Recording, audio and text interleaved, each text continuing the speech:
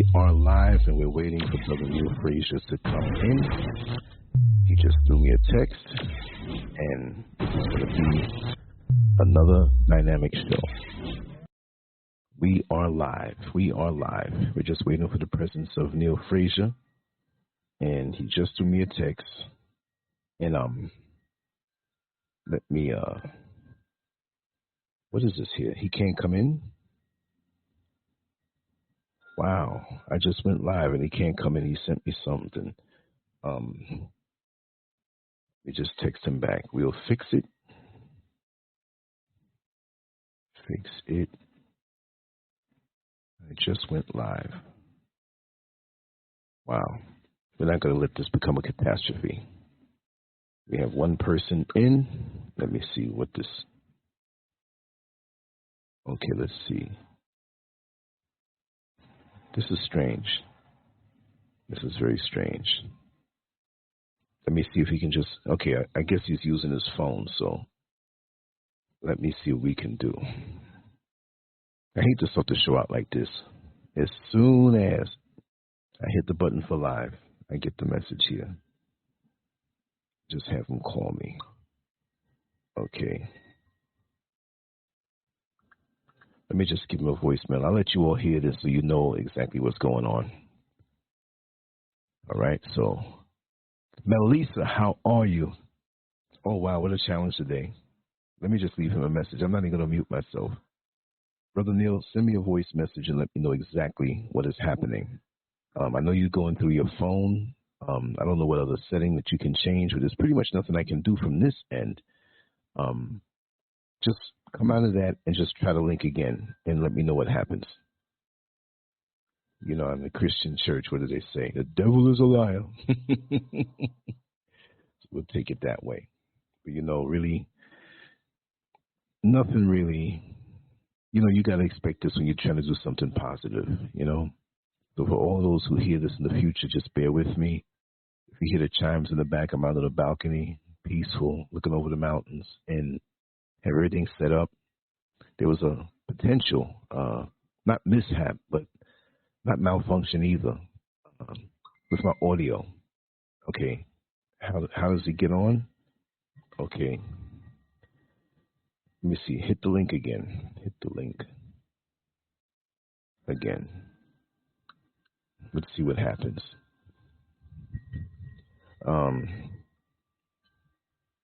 Oh, thank you, Melissa. Thank you so much. It's always a pleasure. Always a pleasure to see you here. And for everybody else that came on in, Brother Neil has a little issue coming in on the stream. So we're going to have to deal with that right now. And for all those who are hearing this in the future, when it goes up as a video, just know that we will get through this.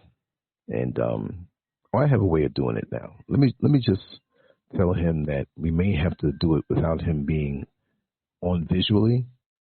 I may have to Bluetooth him in. Let me just tell him here. Brother, what you can do, just call me. Just call me and I'll Bluetooth you in. I'll Bluetooth you in. And they won't be able to see you, but the show will go on. And we can put the illustrations up at the same time. So just come on in. Just call me. If you try that one more time with the link and it doesn't work, I got the equipment here. You call me directly on the phone and I'll Bluetooth you right on in.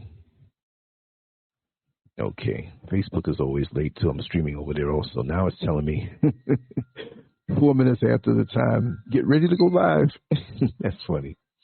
He sent me a voicemail. Let me see what it's saying.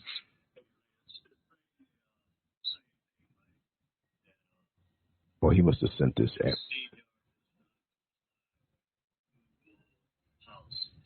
What? How? The request does not comply with Google policies. Well, he can just call me straight. Yeah. Just call me straight. Just call me straight, brother. 407-590-0755. They can't stop that. 407-590-0755. The number's all over the place, the description area. Call me straight. I might be in Africa, but I got an app that you can call straight and get me. So just call me straight and we'll pipe you in. Okay, let's see how that works. Even though I know how it works. Okay, I'll put these two open, and let me see. I want to go live on StreamYard. I'll wait until I hit that go live button.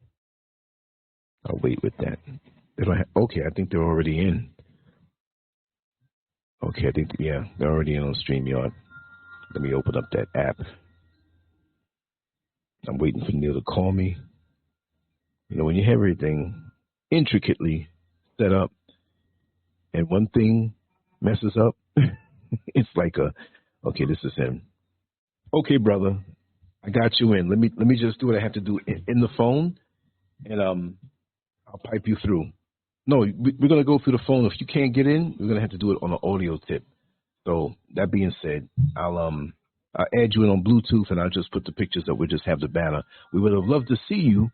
We're live now. Everybody's hearing this, but yeah, let me go into the phone in my settings, and let me connect you through Bluetooth. At least they can hear you. Okay, so just give me a second. Yeah, right now, right here. We'll go right on through. Just let me. Yeah. Hold on one second, brother. Yeah.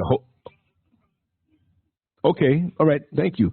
Just now, you can't have the phone like away from you. You're gonna have to Okay. Is this coming through? Hold on one second.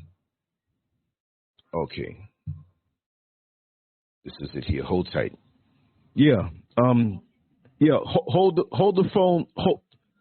Hold the phone close to you like you're talking to the phone now, because you can't, like before you would put it down in front of you, but now it's going to be distant. Like if you put the phone down on the table and, you know, hold it up, because we can't see you, but we want to hear you clear. Okay, so, okay, it said the thing couldn't connect. Now what's it? Yeah, hold tight. Because I got two gadgets here. I'm not sure which one it is. So let's while it's discoverable. That one can't connect. Let's do this one here. Okay. One of them has to connect. Okay. It's connected, brother. Okay. Yeah, you're connected in. Everybody can hear you. I'm live. I said everybody can hear you. Okay. You're connected in. So hold the phone up the same way as if you were talking to somebody on the phone, and we'll move on. Okay. Okay. Okay, great. I just want to get a sound check from everybody or whoever's in the chat room who could just let me know how the sound sounds, and I'm going to go and I'm going to hit this on Instagram, and if it's a echo on Instagram, because I'm running all this to the same computer. If anybody hears the echo anywhere, just let me know. You might hear the little ring in there from the feedback, but if you hear echo, I just went live on Instagram. We're already live on everywhere else. 2 Facebook pages, LinkedIn, 2 YouTube channels, X, Rumble, and Instagram. So, Sweetberry, how are you? I'm going to depend on you all in the chat room to let me know if there's any feedback or anything sound-wise, because I'm used to doing my Instagram stream on a different computer, so there's no echo, because there's a delay with that. So if you hear anything, let me know. If everything is good and you can hear Brother Neil, talk to us, Brother Neil. We're going to get a sound check on you. Yeah. Can you hear me? Yeah, I can hear you. I just want to make sure people in the... Okay. Quick question for you. Are the visuals, are you guys able to see the visuals or no? Yeah. You just tell me which one, and I down... Okay, thank you, Melissa. Melissa said everything is great, and what I'm going to do, I'm just going to tell you straight up, in about 5 minutes, I have to check on something on the stove, right? So other than that, I'll be sitting here. I'm outside. The weather's nice out here on the balcony. Everything's working, and for the most part, I'll be here listening while you're doing a lecture, but I'm going to mute myself so there's no feedback from this side or anything, because I got a whole lot of things wired up here. So it seems like everything is a go. Okay. And I have the illustrations. Just let me know. And I did download them what I feel is in order. So, you know, so if they're not the right one, just let me know. I'm here to support and give a good show, right? So we're also on the new we'll work YouTube it out. channel and on SCURV Media. And for those who are on SCURV Media, I'll suggest to subscribe to the new channel. And we're working on the old channel, right? And a lot of funny business, but it's doable. Absolutely, brother. All right. Thank you so much, and thank you, Melissa. All right. All right, okay, brother. well, greetings to everyone. Greetings to Brother Lance. You know, these kind of things happen, I've learned over time. I know Lance has to deal with them every day, but, you know, that's not going to stop our connection today. And a lot of times, the way I look at things now, when things happen, I understand and comprehend the law of polarity. So it doesn't necessarily mean it's a negative thing. It's just a thing, because there is a reaction to all of our energies. And I want to give a shout out to Lance, and I know he's going to work everything out. And I want to send some love out to the chat room today. I was, well, Lance, I received the children's book today.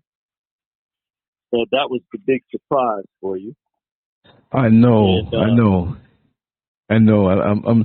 But that's not going to stop anything. I just want to let you know you're on Instagram also. No, it's a separate chat room, and just want to extend myself over there. And on Instagram, we know the sound is going through everywhere else. Let me know if you can hear the sound without any echo and clear enough, because we had a last minute obstacle, two of them actually, one on Neil's side, one on my side. So as long as everything is going on. Okay, thank you, Arbang 9. Thank you so much, Brother Neil. In about 5 minutes, I'm gonna check that stove, but we can start the illustrations whenever you want, and you can introduce and take your time. And I'm gonna do that before we really get into the visuals and stuff. Okay. Okay, great. Yeah. So, as Lance said correctly, the name of the program today is Seeds of Colonialism: The Children of Babylon and the Future of America. And what I'd like to do real quickly, to give Lance some time to do what he needs to do, if you could put that picture of Black Like Me there, that visual. Yeah, okay, give me a second. Okay. Interesting thing about this is that I actually went back and watched this movie this weekend.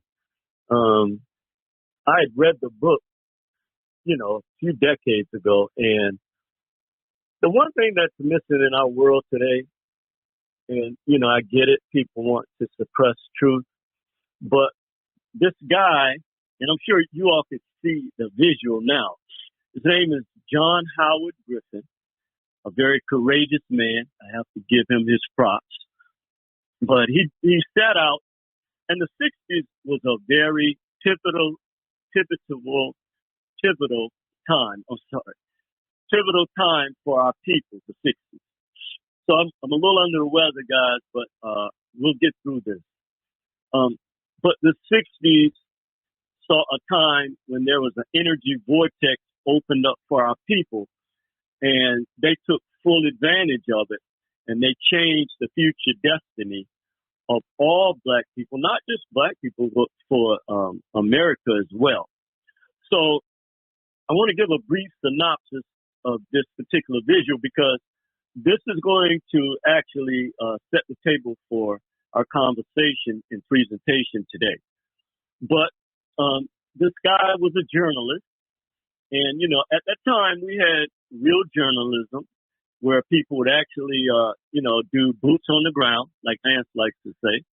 And he wanted to know what it was like to live as a Black man in America. It's based on a true story. He actually played in the movie himself.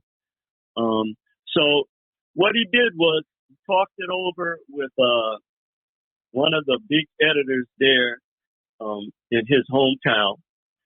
And then he talked it over with his wife, and they both basically said that you must have a death wish, because he chose to do this in the South. He chose to go to Louisiana, Alabama, Georgia, Arkansas. I'm trying to think of what the other one was. state, but he wanted to go into the deep South. Okay, and he did. And so what he did was he met with a doctor. The editor finally agreed to back him. And then he went to this doctor that basically gave him melanin pills. Okay, just keeping it real. Explained to him that he had to take one pill in the morning and one at night. Okay, and also he had a tanning booth as well. So it worked pretty good, I must say. It worked pretty good. So he took the bus down to the South.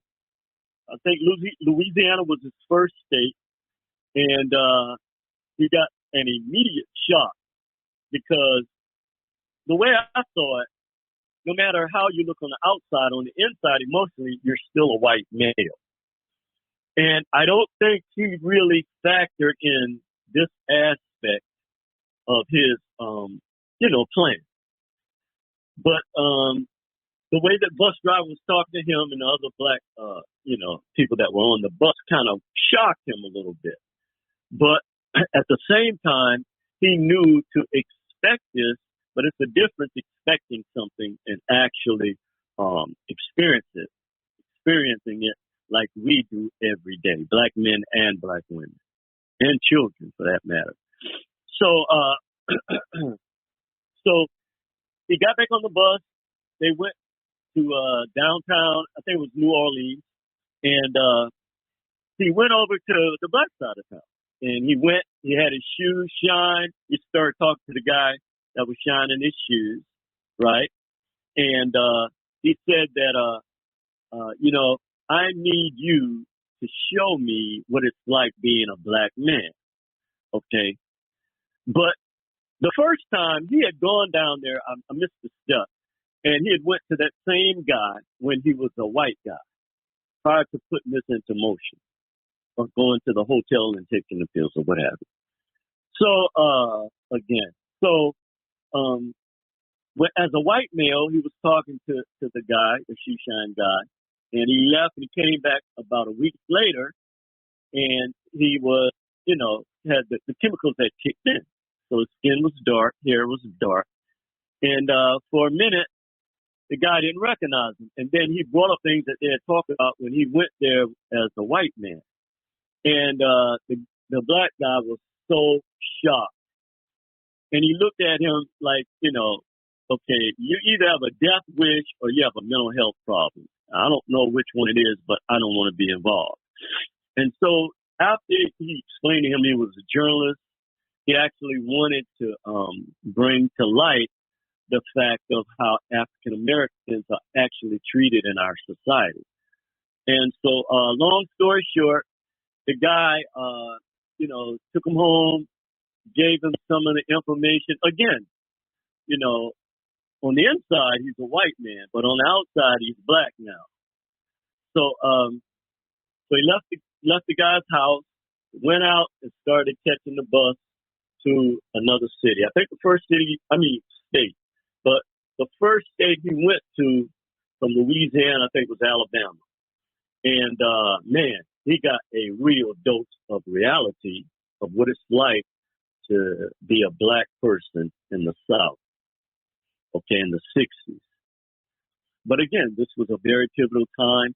3 of our great prophet warriors, or warrior prophets, were assassinated during this time because our people were moving with the energy and they were not going to be denied. So Medgar Evers was assassinated in 63, and Malcolm in 65, and then Dr. King in 68. But our people moved to a level that propelled us out of the Jim Crow era. Okay. And this is what he was experiencing, the black coats, okay, and some of the, the residue of the Jim Crow era. And so he started hitchhiking. And every time he got in the car with a white person, they just made him feel like he was the scum of the earth.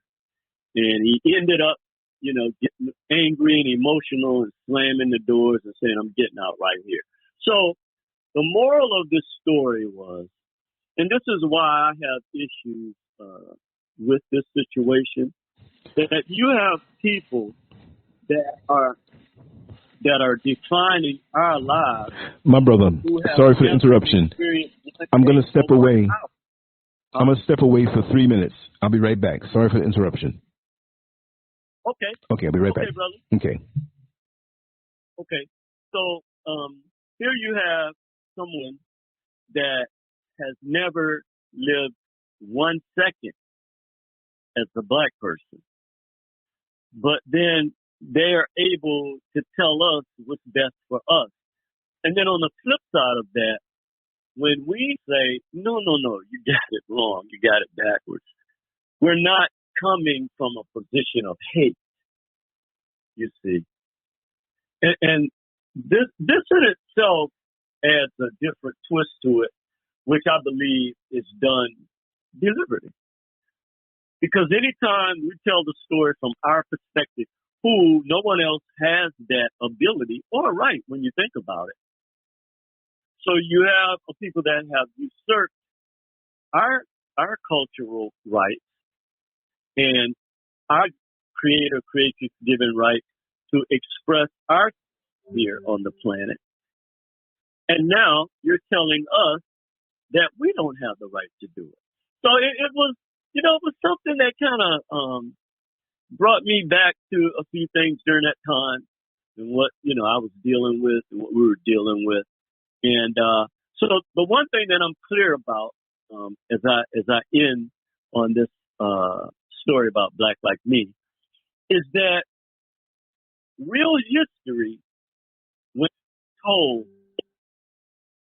it's not going to be, it's not going to be pleasant to the people who have plagiarized it, okay? That is just a fact. And this is why, I don't have an issue with people from other cultures listening to our program and commenting and stuff. But I don't come from a position of hate. In fact, I come from a position of love for my people. So does Lance and everybody that's listening in the chat room. So let's stop this little boy, little girl game. Okay, because we know, okay, that if we don't put forth the truth about our people, you're not going to do it, and nobody else is going to do it, and we're not depending on anyone else to do it. So this is why the hateful emails and, the hate towards our people began to increase because I just can't wrap my head around, maybe somebody can tell me this, how someone who has 99% of the world's resources, certainly here in America, which we're going to show today, can still have this attitude towards.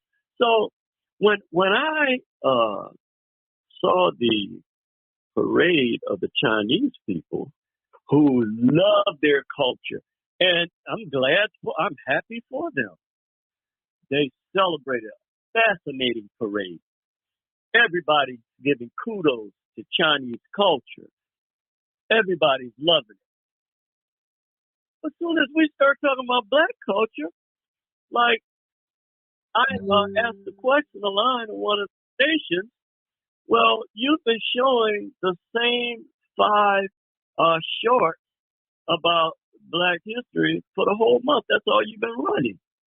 We have millions of Black people that have made major contributions to this country. And they was like, well, when they sent back a message saying, well, I'm sorry we don't meet your standards, but at least we're trying to acknowledge. I was like, huh? This is a major media channel in the Bay Area, and this is your attitude towards me, a Black man, asking this. So at the end of the day, okay, we just have to bring the heat, okay, or the smoke, or however you want to look at it. Because if we don't, not only are they going to bury our past history, which you call the past is really not the past, but they're going to bury our history right now, okay? And they are paying these people. One thing that I noticed when I do look at black people who are twisted, that white people love them. They give them all kind of accolades when they're talking things, when they're putting down black culture, you know. Of course, like everybody else, we have our 10%. Okay, add to. But for you to make this like this is the majority of black people, and then pay these coons to go on YouTube and say these things about our people, no. So we're going to cover several areas today. I'll just run through them real quickly. And I'm glad I told a story about blacks like me, because what it does is it reinforces the fact that individuals who use media, politics, education, religion to define the black experience, you don't know what you're talking about, man. You don't know what you're talking about. It is impossible for you to do that, okay? And that's why it's so important for shows like platforms like Lance. Okay, brother, glad you're back. Why it's so important for the Academy to exist, for LANCESCURV network to exist, and people in the chat room who have platforms or whatever they're doing to, you know, put out the message of our culture. We're very accomplished people, which we're going to show today. We're very proud people.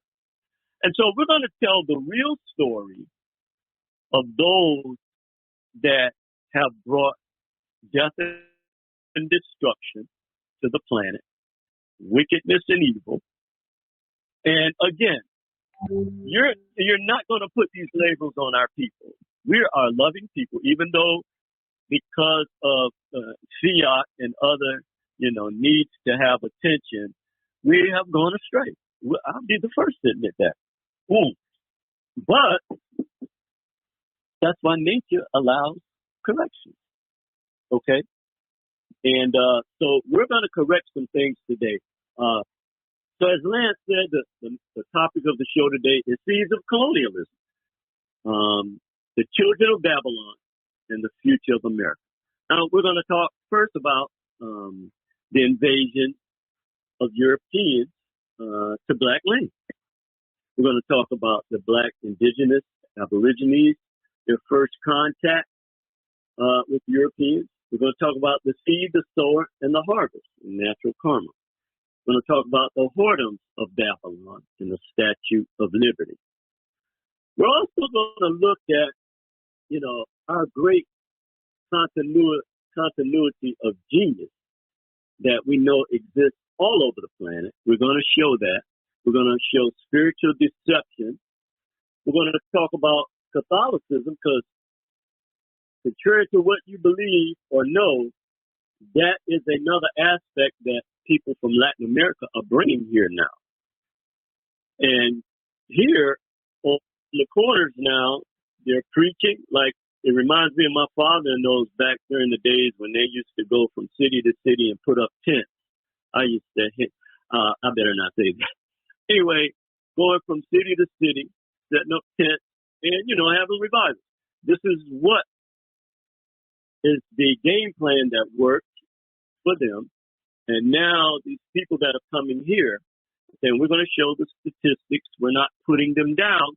We're just dealing with the reality of how this is going to affect our people and all people here in the United States. We're also going to talk about the Jim Jones effect on our people. We're going to talk about the war on melanin by Big Pharma. We're going to talk about the standard imperialistic playbook, Divide and Conquer, the Berlin Conference. We're going to talk about, as I said, our continuity of genius, where we're going to show the first concepts of angels, Aset and Mayat. We're going to show how the Pope and others, because back during that time, before the 1500s, there was not the type of Western racism that we know today, where they worship the Black Madonna and Child. Okay, we're going to see that picture. We're going to also talk about the goddess Shishak, a 10,000-year-old concept that and where the story of Adam and Eve was plagiarized from the Book of Stones.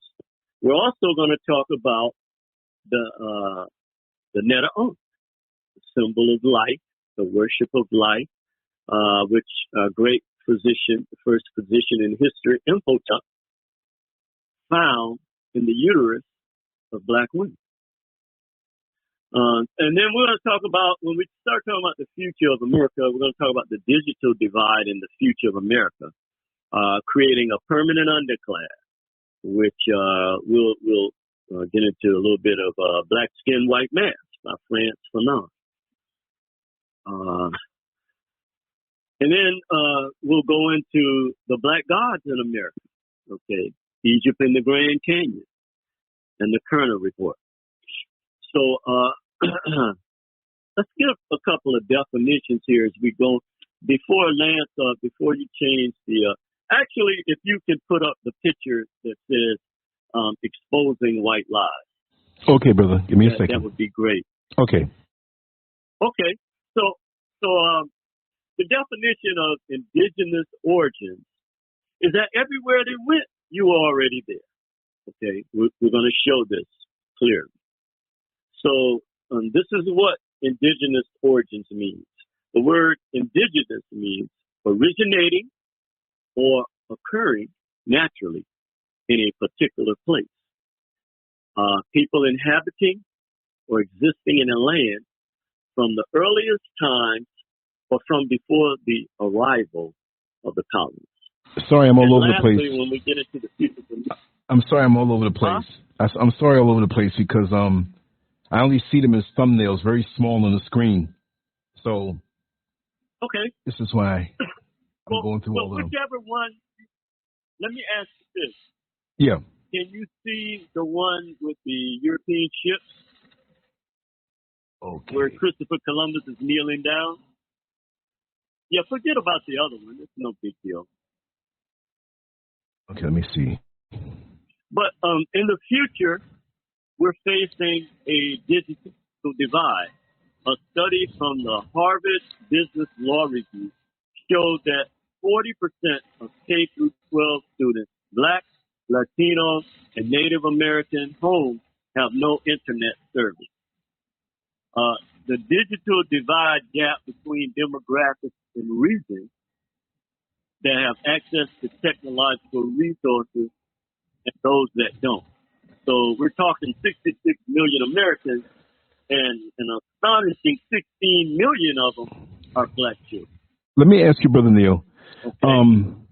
The way I downloaded them and titled them, are these visuals from the other show, one of the other shows we did? Because I think I downloaded them. Some of them are. Some of them are, right? So a few of them are. But for the most part, maybe three of them are from one show. Okay. But the majority of them are. All right. Because, I put it as Neil number 1, Neil number 2. And I think that I had duplicates and uploaded the wrong ones. I'm so sorry about that. While the show goes on, I'll try to get those again, and I'll set them up differently. And, wow, what a mistake. I'm sorry. That's fine. Hey, brother, look, man, I marvel at you. So if we were taking an exam, you'd be like 98 percentile. Everybody else would be in the 70s. Okay, I marvel at the volume of work that you're able to not only produce, but to keep up with me. So you producing the visuals for my show, I mean, that's really not your responsibility. I just lean on you because I'm the type of person, like, if I know a brother or sister got an ability better than me, guess what? I ain't got that problem. Okay? So, well, no, I'm here to support you, brother. I'm always here to support you. And I'm a servant, But I like to always try to do the best I can. When I make a little mistake, it irks me because it's like I'm not going to say I'm a perfectionist, but I like to follow through and take my time and get everything just right. You are a perfectionist. That's a good thing. you know, brother, the thing about it is, for you just to be humble enough to admit that you made a mistake puts you in the position that you rightfully deserve to be. Okay, because all of us make mistakes. The problem is nobody wants to admit when they're wrong or when they make a mistake. Oh no, I'm the first one. And so that, oh yeah, me too. I'm like that too. I'll be the first one to tell you, oh look, I made a mistake with that. Whether it's a mistake in judgment or in something I'm doing, but yeah. So, okay. So there may be a reason for that. But let's get into the presentation. I just want to talk a little bit about Babylon. Yeah, go ahead, brother. You know that metaphorically. Huh? Yeah, go right ahead. I'm going to step away again for 2 minutes, and I have to cook the thing a little more. So okay. Just give me 2 minutes. I'll be right back. Okay, brother. Thank you. So, metamorphically speaking, we know that Babylon has been the symbol, has become the symbol of wickedness and evil of the world. And so this is why whenever we deal with this subject, okay, we always reference Babylon, because not only that, we know that the Old Testament, I don't deal with the New Testament. Sorry, guys, because, you know, it's written with the Septuagint, and if you don't know what that's about, you can find out. But the Old Testament has some historical documents or facts. I don't want to say facts, but let's just say historical significance. That's a better way of saying it.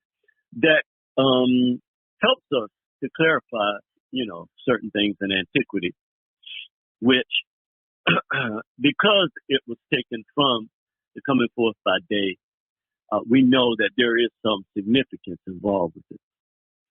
But on the banks of the Euphrates, there once stood one of the ancient world's most powerful cities, Babylon. Now, even though we're using it as modern day America as a metaphor, this is an actual city that existed in the ancient world. Okay. In the Old Testament, in the book of Jeremiah 51:37, and I thought about that this was right on point with the situation we're experiencing now with the migrants. But it says, I will send foreigners to Babylon to destroy and devastate her land. And they will oppose her on every side in the day of her disaster.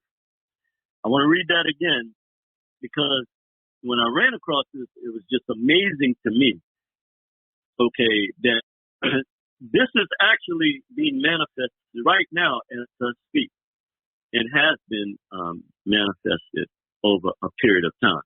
But Jeremiah 51:37 says, I will send foreigners to Babylon to destroy and devastate her land. Now, not all of them, because we have a way of, because of the way that the oppressors have always labeled us, and still do, we have a tendency to do that. Okay, so let's not do that. Let's not be hypocrites, because that's the same thing that happened to our people.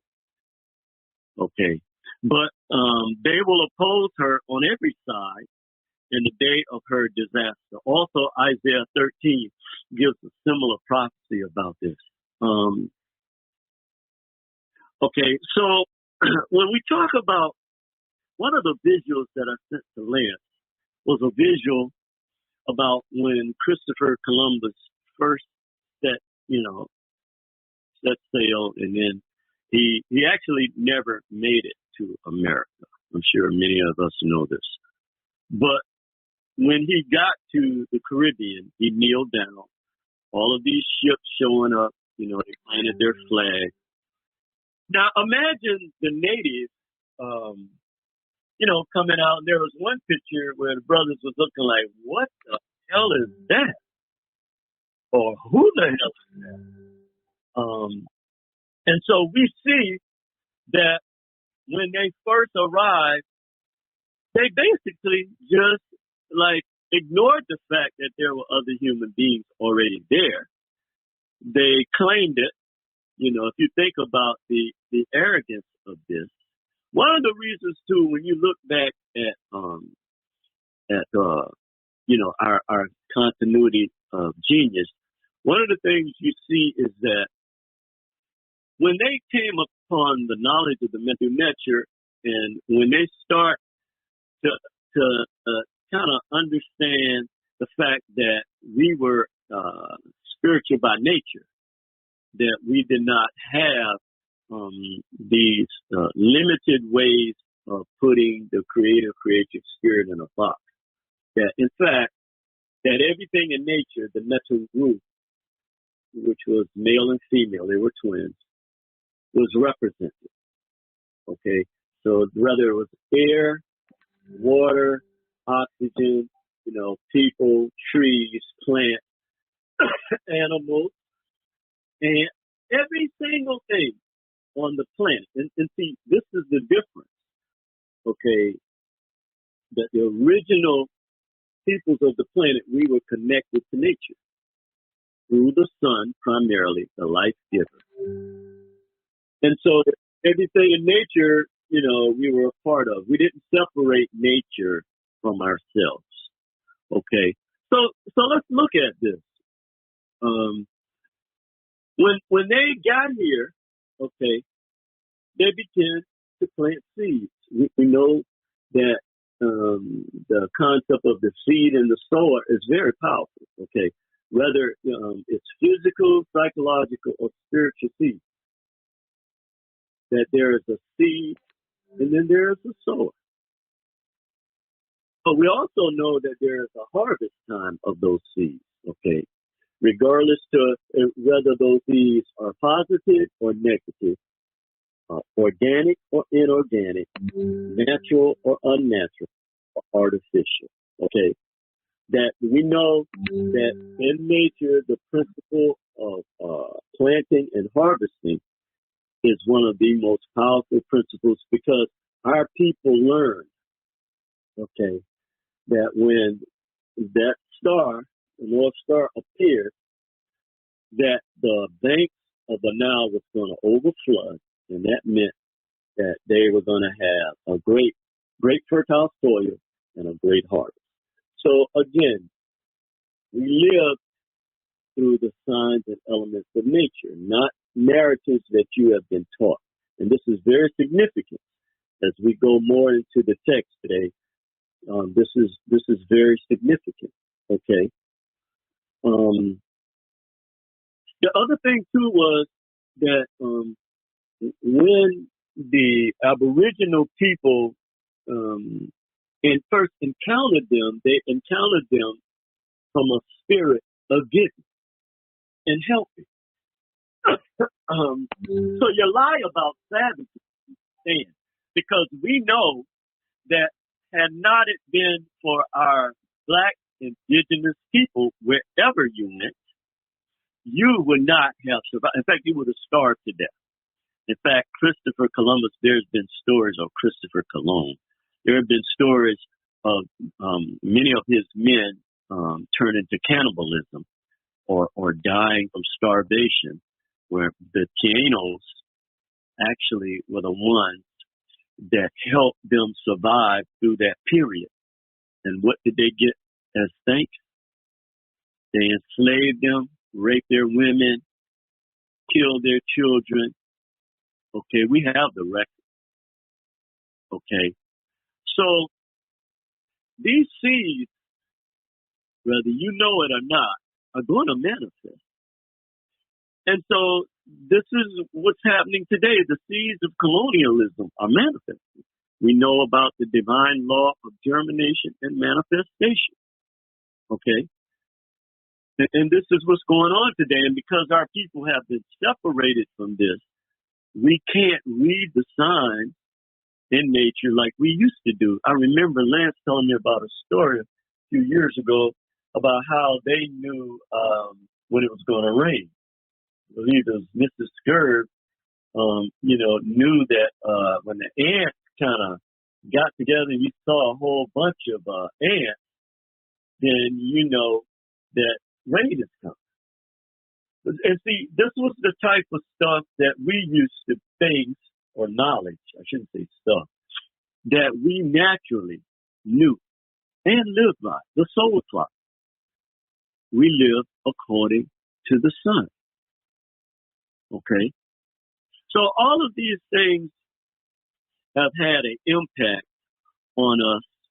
And as we can see today, as we look at the seed and the sower, is that many of these seeds were seeds of unrighteousness. Okay, let's just call it for what it is. Seeds of wickedness, seeds of evil. And you know, I'm not one of these people that try to nail somebody in a coffin. Okay. We're gonna look at both sides. Okay. But when I look at it from the colonist side, honestly, I really can't see anything in regards to them bringing any type of spiritual knowledge. Because, and this is where I have a problem, and I'm talking to my people right now. This is where I have a problem why we cannot move forward, okay, in certain areas, the main areas that we need to be moving forward with. Because many white people know the things that we don't know, okay? That's just the way it is. But once we become aware of it, then we must move on from there. Now, people get upset with me, and the amazing thing is the majority of people that get up, because white people know this already, that there was no person in history by the name of Jesus, okay? Let's say that again. There was no personality in antiquity with the name Jesus. Why? It's because the letter J was created by Europeans in the 1600s, 1524 to be exact, when they landed on the shores in the Western world. Anybody can look that up. I don't know why our people do not want to move beyond this, okay? I didn't say that the individual that you are looking to didn't exist. I said the person with that name did not exist. Yahshua existed. So these are things that our people have to move beyond now, because there are things that are coming at us that you can't get caught up on because somebody don't want to say Jesus. You get angry at them. We need to build now. Okay, we need to move beyond the little girl, little boy games that we have been taught, okay, and start building. We have no more time. And like Dr. John Henry Clark said, we have no plan. Okay, so it's now or never. All of our great ancestors have said the same exact thing. I remember Dr. Amos Wilson's one of his books I read saying, you have to build now, or you're going to be at the bottom of society forever, and our children are going to be. And you cannot let, because someone doesn't want to say Jesus, stop you from building with our people. This is nonsense. Okay? I'm not trying to tear anybody's belief down or faith or whatever. You can believe whatever, you have that right. But do not penalize other people that's walking in truth.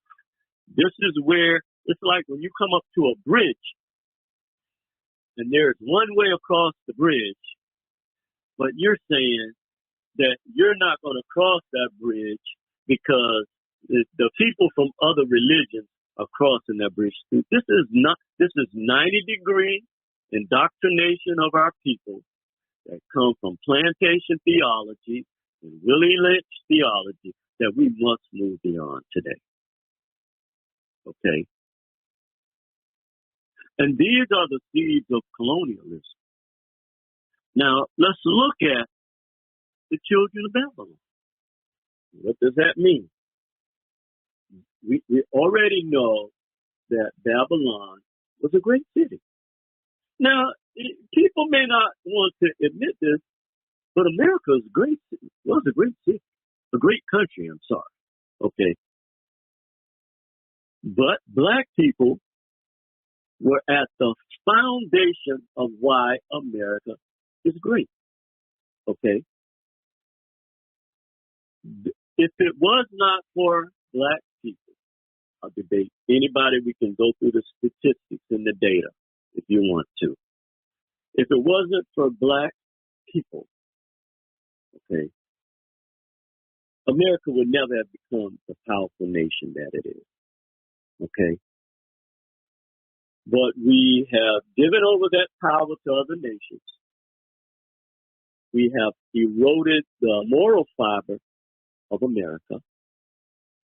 And now we're looking at the children of Babylon. Metamorphosically speaking. Okay. We're looking at the opioid crisis. We're looking at the fentanyl crisis. Okay. We're looking at drug trafficking. We're looking at child trafficking. Okay. We're looking at organ harvesting. Okay. We're looking at the children of Babylon, and we're looking at the manifestations that have come from the seeds of colonialism. Okay. There are other things as well. There are so many different things that have manifested. But the number one thing that caused the fall of Babylon, which is why the future of America, if we don't stop this in its tracks right now, is going to be something that we cannot even imagine. Okay? The level of wickedness and evil that exists because of fiat, let's call it for what it is, because we have turned our backs on the real creative spirit. And let me say this right here too. I did a show with Lance once, talking about the fact that black folks have paid $420 billion in tithes over the last 30 years. Now, you need to wrap your head around that. Okay, that's almost $500 billion.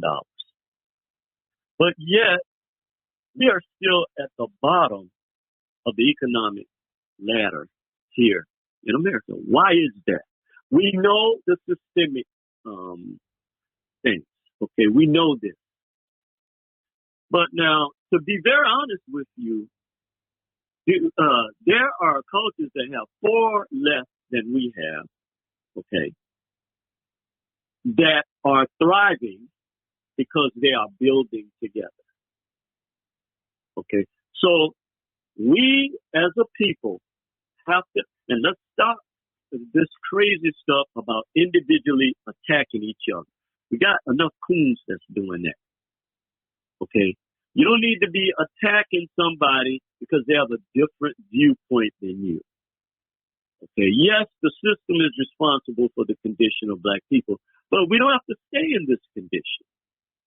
This is a choice that we're making. Okay, to stay in this. Now, I couldn't say this that, like, a certain individual said that people had a choice in terms of physical slavery. No, that's incorrect. But today we do. Today we do.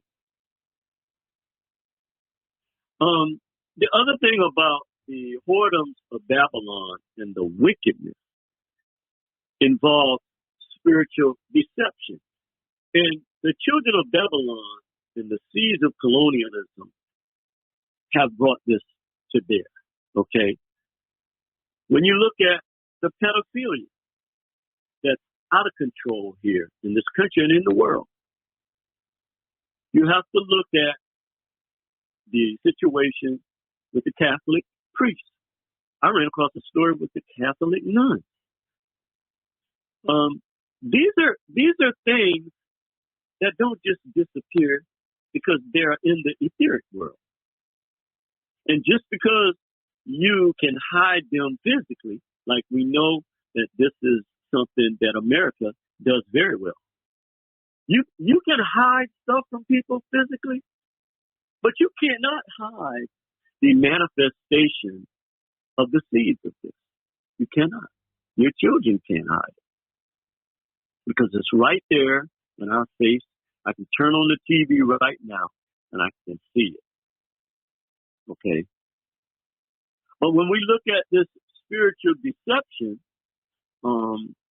with the Catholicism, it's very troubling because now we have to ask ourselves, how many of these people coming from Latin America have been abused as children? That opens a whole new can of worms. How many of these people, I look at one statistic, I believe it was 20 years ago, 90% of people from Latin America were Catholics. Now it's something like, it's still high, it's something like 69, 70%. Okay, this is very significant. Black folks don't know nothing about no rosary beads. So these type of conflicts, the children of Babylon have set up. Okay, you look at Jim Jones, almost 1,000 black people dead. Okay, and yes, people might say, okay, well, you're picking out. No, I'm trying to show that if you continue to ignore what nature has taught us and continues, because nature is our greatest teacher, then it's our children who are going to suffer. They don't care about you anymore. They got you. Okay? They got you already. They don't care because all you care about is attention and fiat. When I go down here to Chinatown and I see these people loving their culture, they're working together. They ain't asking them and playing these games. And yes, I get it. Black people are the most amazing people on this planet. With what we have been faced with the way that we have been taught to hustle and do. And I'm not, because I've done the same thing as a young man. I've done certain things I'm not proud of, but the thing that saved me is, my family foundation. There were certain things I was taught, and certain lines I didn't cross. And then I pursued my higher nature in terms of being able to have something to give, have a mission first, and then have something to give back to society, like Lance always says, to be a servant. And see, again, religion has taught our people something that people with a God complex have. That I stand up here in a pulpit and I preach down to you. No, the servant is the greatest position you can have on the planet. Okay? So all of these things, okay, the whoredoms of Babylon, okay, all of these things are being manifested now. We see them. When we address the symptoms of these narratives that we have been given, okay. Matter of fact, let me look at. We're going to talk about the war of Big Pharma on melanin. Okay, we're going to talk about the war on melanin by Big Pharma, and this is something a nurse friend of mine. I actually went over to where she works, and I sat down. I wanted to talk to her about this because I do a lot of reading and research, but at the same time, you still have to have real life, like Lance says all the time, boots on the ground people, where you get firsthand knowledge, because there's always the chance that you're dealing with second-hand knowledge. So, long story short, she told me about this drug. It's called lisinopril. It's a blood pressure medication, okay, that a bunch of black people are on now, okay. But that comes from our unhealthy diet and our eating habits, okay. This is where this comes from. And then she told me that the side effects of that are devastating because what it does is it changes the blood sugar levels and makes hypoglycemia or diabetes, which black people have in droves, symptoms worse. So we get hit with a double whammy. So it actually increases the symptoms of your diabetes. And when they hit you with this second round, of this whammy. So this is going to be the death blow for our people. This is what they're aiming at. So we need more people to start addressing health. Put it out there. It's a crisis. It's a pandemic in our community, and it needs to take center stage. Okay? Now, let's move into the next area. We're going to talk about the fact that why this migrant crisis is going to have a devastating impact on the Black culture. Okay? Because let's look at the statistics, and these statistics are within 5 years. I always make sure that they're at least 6 years. In this case, this is from 2018. And these are, and when you hear people say, keep blaming our people and blaming our people, I'm telling you right now, this is robbery. I actually cannot get in my mind now how our people can continue. There is no way you could be worshiping the same God. Let me just get that out without beating around the bush. There is no way. Okay? With the things that you've been taught from the Greek Septuagint, or what you call the New Testament, you don't comprehend that this individual that you'll put all your eggs in the basket, all of our children's eggs in the basket, is not giving you the same thing that other people that have taught you this are getting or have gotten. The average, and this is from 2018. Let me think back a little bit. I don't have the statistics in front of me, but yeah, okay. White America is 60% of the population in the United States, yet they control $94 trillion of household wealth in this country. Now, let me say that again, because some of you might think, and you can Google this and how you all do your research, okay? Because I'm not going to get on Lance's show and say something that I definitely don't know to be a fact. $94 trillion of household wealth of white people that are 60% of the population. I should say 60% of the U.S. population are white. Yet they control $94 trillion of household wealth. Now, you can do this kumbaya stuff all you want, okay? But I'm begging you not to stifle our children with it, okay? I've never begged Black people like I'm doing today. Do not do this, okay? Because now they're facing something you didn't have to face. They're facing a culture of people that's coming here, and they're going to bring it. You can say what you want about them. They're going to bring it. They're going to work hard. They're going to help each other. They're going to do all the things that have been taken away from our people. The other side of this statistics is that Black people are 13% of the U.S. population, yet control over only $4.6 trillion of household wealth. Now, I don't know if you understand and comprehend that, but our people, they can use this term woke all they want. We are not. We have some serious issues, okay, that we have to deal with. Here's another one. 60% of the white people in the United States control 98% of the land in this country. Let me say this again, of the wealth in this country. And land is the foundation of capitalism.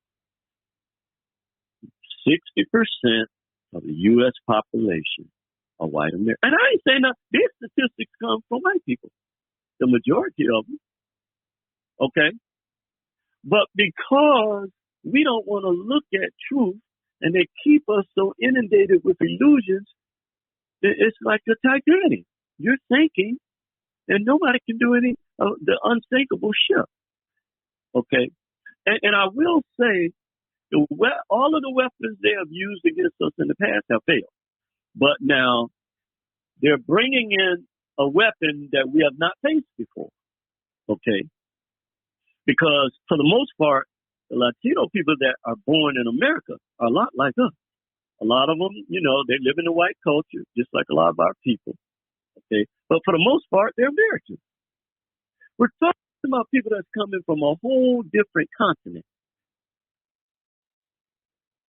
Okay, a whole different culture, and I don't think our people see this. We see the money, we see the other things, but we don't see this great tsunami that's getting ready to hit us. Because we're the ones that's not prepared financially to deal with that. I just gave you the statistics. Black people own 1% of the land and the wealth in the United States. Okay? Now, I always battle for our folks because I know we fight. Our people fight with all the stuff that have come against our people, and we still have excelled. In every area of endeavor where you put our people, we have excelled. Okay. There was a story that was done about this black family that they had an appraisal done on their property. And they were astonished because the appraisal was so low, in which they knew what the property was worth. Okay.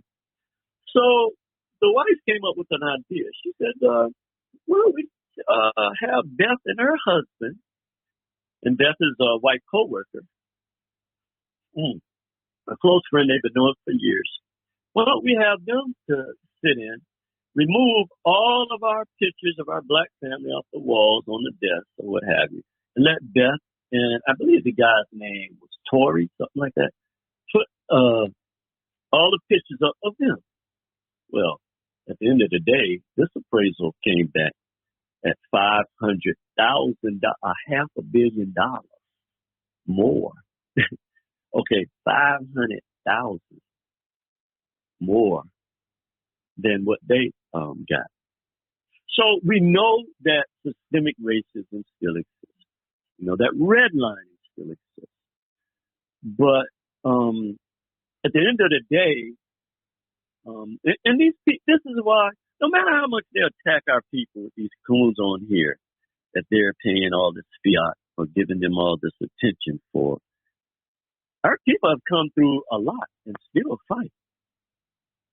And I have every faith that we will overcome or continue to overcome. However, we're going to have to do some specific things. We're going to have to overcome certain things, a certain mindset. Now let's look at, tying that together, what happened in Akibalon to what happened here on Turtle Island. The standard imperialistic playbook, divide and conquer. 1884 to 1885, the Berlin Conference, when they divided up Akibalon, or Africa as you know it.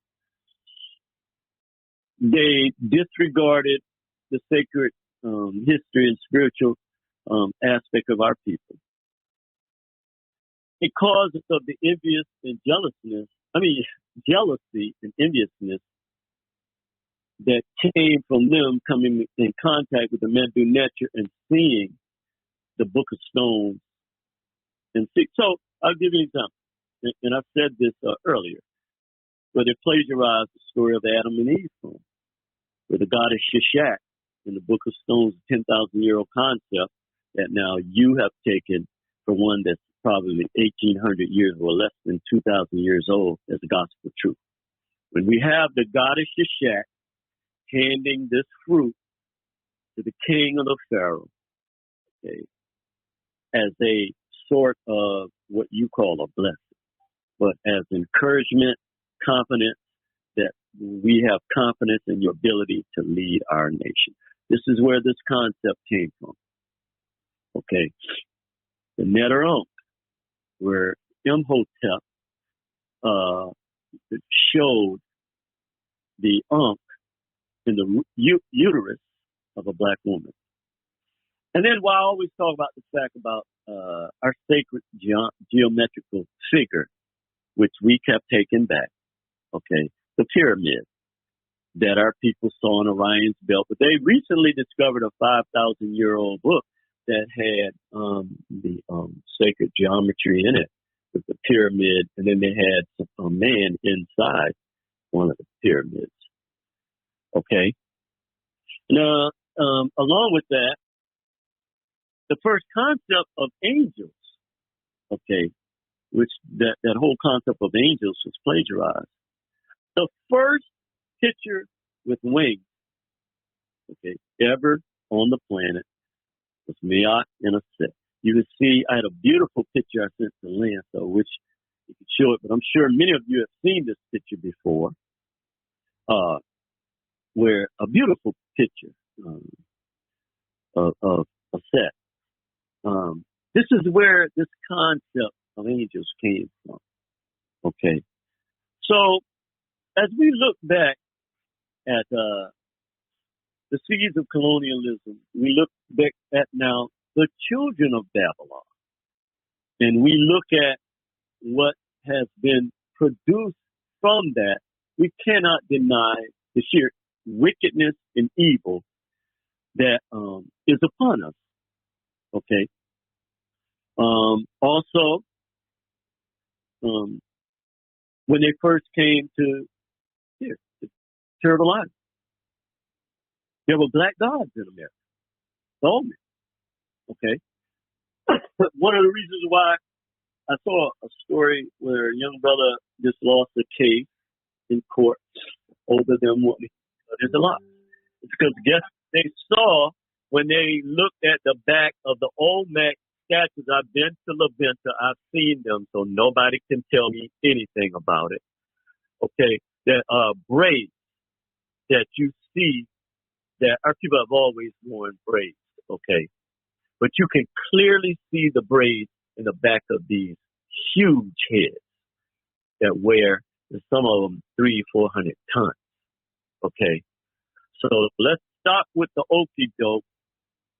We also know they did an article on Egypt in America, in the Grand Canyon. They have the Medu Neter, or what you know as hieroglyphics, on the walls. They have pictures from the Book of Stones on the walls. You go. There are a lot of other places, a lot of states around America. I saw a video about this a while back, but there are things that have been hidden because they want to downplay your greatness, but also you must claim your greatness. Okay, you must now begin to sow seeds of greatness again. See, these are things that we have the power to do, that we are given control over our lives, what we believe in, what we eat, where we go, you know, how we have fun, how we define our lives. To Babylon. Okay? So I want to encourage everybody today that no matter what they say about black folks, we know the truth. We have the records. We have some of the greatest scholars that ever walked this earth. They have told us the truth. We don't have to sit around and play victim. We don't have to do that. We have just got to get past these petty little boy, little girl differences. We have got to do that. And if you don't want to do it, then let the children do it. Please. I'm sick of this. This is ridiculous. This is why other people laugh at us. The mightiest people, I like to use this term now that I found out. I don't know who came up with it, but kudos to them. I didn't originate it. From pyramid builders to project dwellers. But this is all in your mind. When you have the greatest ability to manifest greatness. And with that today, Brother Lance, I'll close. Yes, brother. Yes. Excellent, man. I'm just sitting here listening to you, and from pyramid builders to project dwellers. Let me tell you something. No, seriously. Yeah, that's dope. I'm not saying it's dope like that. That's what we should aim for. All I'm saying is that That's a sad reality. That is a reality, and I don't think we get spanked enough. I don't think black people get spanked enough these days. Like I said, No. I'm really disappointed, and I'll always voice that. I'll always motivate and try to encourage, but I'm very disappointed in what I see in the span of my lifetime, man. Because I remember back in the day, and see, civil rights, and I was much younger, but my parents schooled me to what was going on. And I saw the 70s and the blaxploitation movies, the little party period we had. Then we came back into consciousness in the mid 80s, Public Enemy, just the whole, and the 90s, the romance, the R&B, and all of a sudden it started to get into the thuggery, and men didn't want to be men no more, and they're engineering us. And I just want to say something real quick too. When you Google search, right? Like, okay, I'm tagging up this particular show on the website, right? And when you tag a blog article, it's almost like giving it an address, right? And when people search it, they may not find yours first, but it'll be in the pool of different things that they can find. Now, colonialism is one of the words that I'm using to tag this article, right? And what I'm noticing, right? Because I put the plain word colonialism. And what do you think of when you think of colonialism? Of course, it has happened in other countries. But I'm seeing that the feedback I'm getting on the words that I'm searching to put for the blog, they're putting colonialism more with India than with Africa. Now, we don't want colonialism in Africa, right? But the history of it. So they're pointing it elsewhere. So when we search for our history on their platforms, we don't pull it up. There's so many things I see out here, man, that I'm going to have to do a show just how they do us on the internet. And we're sitting here, you're giving real information from real lifelong research that's powerful. And we got these other fools out here who are spouting stuff that they hear from brothers like you will never give you credit for, but they don't know what they're talking about. And they don't see it in an active way. That's like driving your car and trying to measure the distance with your eyes closed before you make the left turn. You're going to get into an accident. And like you said, 1%? And we're 13% of the population, but guess what? We're locked up more. This is ridiculous. Black people are dying. We're in a sinking ship, and we just don't see it. And I'm sick of it. Let me put it this way. I'm sick of the nigger business, y'all. We act black. We talk black during Black History, whatever. And I'm sick of you got black people, you got niggas. And the majority of black people have become, man, I'm really sick to my stomach. And you know what? One more thing I want to say, man. Marcus Garvey, look how he ended up. Where was the support? Malcolm X has a beautiful family with the beautiful daughters, beautiful wife. He died penniless. He died broke. He wasn't going for the money. Right? Like these pimp preachers that you give your damn money to keep him in alligator shoes, right? He died broke. And look what he tried to do. And look at the black world now. I'm sick of these talking heads. I'm sick of these people who many honor as being these great whatever, but they never did the research like you and break it down. I'm tired. I'm not going out like this. I have no taste for it anymore. I feel you, brother. I'm going to do it because I see you, you know what I mean? And Mr. Political, and, Brother Michael Heyman, he transitioned, but the spirit is still with us, and a few others, Brother Holla. But I'm like, wait a second. I'm not going out like this. I'm not going out like this, man. If they want to continue with the buffoonery, look at what people are looking at on Instagram. Look at what people are looking at on Facebook. How many backsides can you look at? I mean, it's getting worse. And then so many of our men don't want to stand up. They want to be in a dress. They want to wear makeup. It's about the right to man, we screwed up, man. And half of these YouTube so-called revolutionaries are frauds. I can give, and I'm not going to do it, but I can name names, and I can tell you what they're doing. Because I've been out here so long, I'm not into the gossip. It's another form of pimping our people. Oh, God, man, I hate it, man. I hate it. I absolutely hate it. And the weirdo groupies, the weirdo people who just want to be on the mic, the weirdos, black people are turning into weirdos. Straight up. Straight up. Now, look, there's some of us left. There's some of us here who are listening to you. There's some of us left. But I'm telling you what I see, and I don't care who don't like it. Egotistical, narcissistic, pleasure-oriented, hedonistic, pleasure. Oh man, oh, Boy, yeah. I'm pissed. See, Malcolm X didn't have a chance to say he was pissed. Dr. Martin Luther King didn't have a chance to say this because they felt they were going in the right direction. But if they came back and saw, I mean, holidays and honoring this, and this is so-and-so's birthday, but what the hell are you doing in your everyday life? And the peepers and the gossipers and the want to bring you down and compete. Man, I'm tired of y'all Negroes, man. I'm tired. I don't compete with nobody but myself.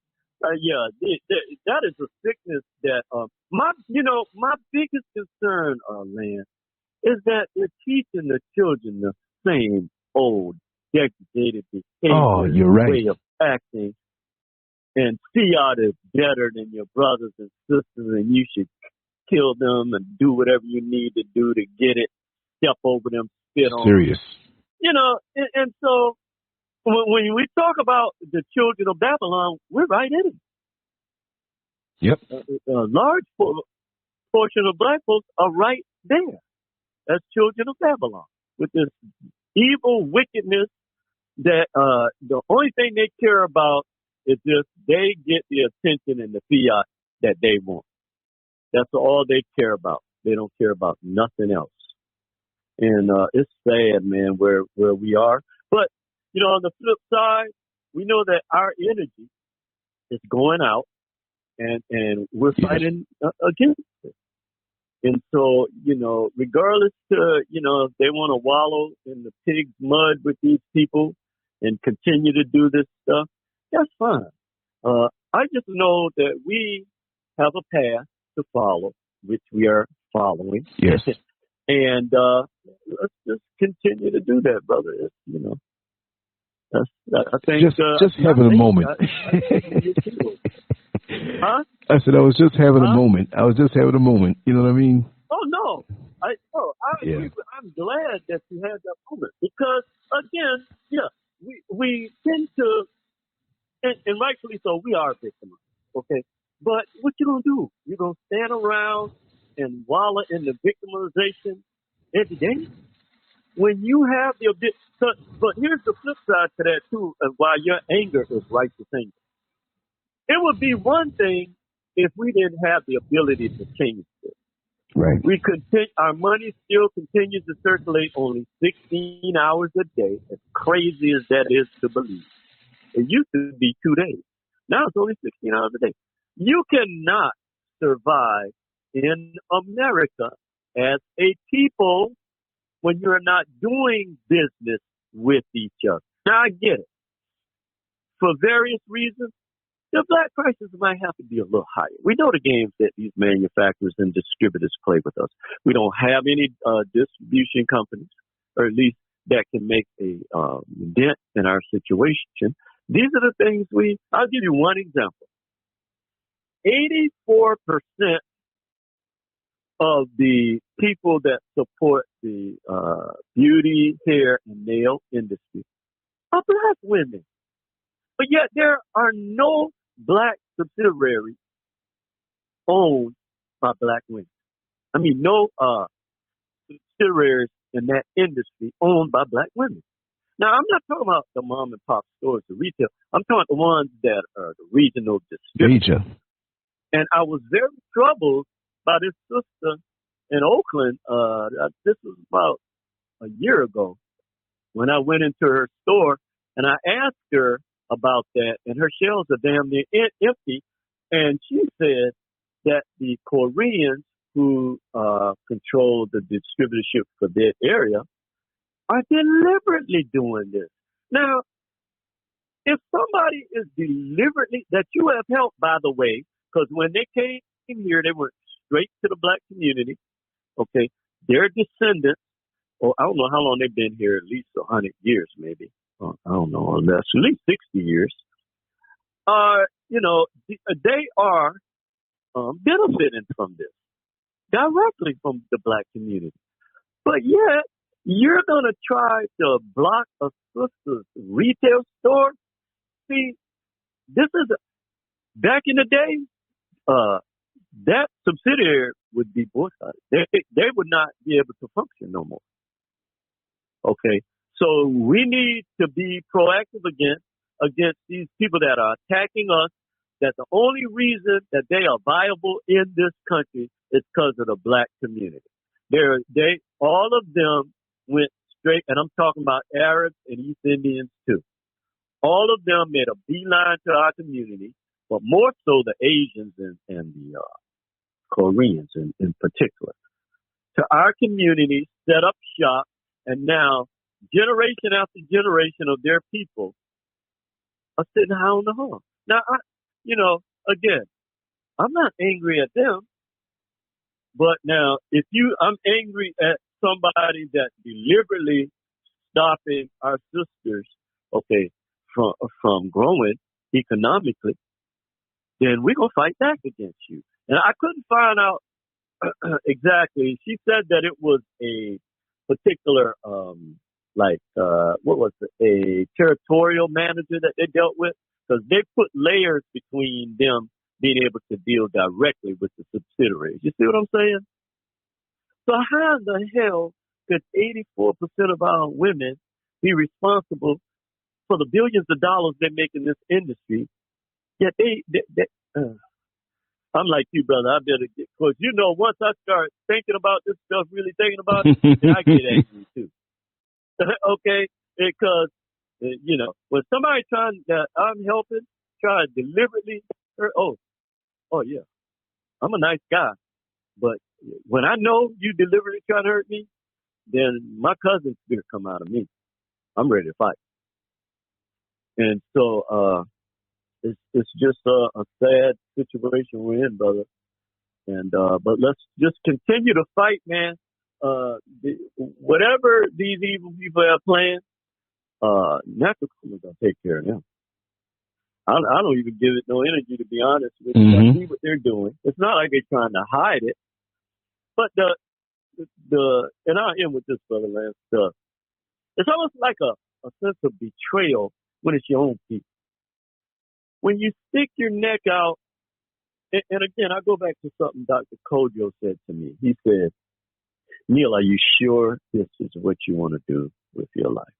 I said, yeah, I'm sure. Because if I wanted to be a sales individual, I could be making $150,000 a year if that's what I chose to do. He said, and I said, yes, this is what I'm going to do. I remember like it was yesterday. It was like 22 years ago. And I said, yeah, this is what I'm going to pursue. Eventually I want to have a school for our children. And he said, okay. He said, well, don't expect for our people to do anything for you. You got to be willing to go through the hard times, and you got to be, because I used to hear you say this all the time. That's why that resonates with me. That you better be ready to stand on your own. That's right. Because our people can be very, very vicious towards any type of growth and development with our own. Yes. And that is one of the most schizophrenic things that I just cannot wrap my head around. Who taught you to hate each other at this level? So yeah, brother, I'm glad we had another good talk today. Yes, thank you. The energy, wherever it's supposed to go, man or woman can't block it. They can use all the whatever they use, the white magic, black magic, or whatever. It ain't gonna stop. Like the old folks used to say, a hill of beans. That's right.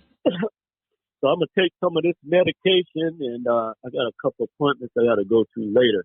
Yes. But I was not gonna let this. Well, one thing about California is everybody gets sick at the same time. But once you get past the initial stage, then the good thing is a couple of days, your natural immune system builds up again. So, exactly. It's good. You did good. All right, Brother Lance. Well, peace and love to you, brother. Always, brother. I really appreciate you, and I look forward to this every week. Oh, most definitely, man. That's all I know is to fight. Never had my spirit broken. That's right. Even when I have a moment and complain between rounds. That's right. Thank you so much. And I'm going to send you a picture of what I had for you. Yes. I'm going to send it to you. Yes. I appreciate that. We'll be back on track next week. Okay. All right. Thank you so much, brother. Okay, Brother Lance. Yes. You have a good night. Take care. Okay, peace.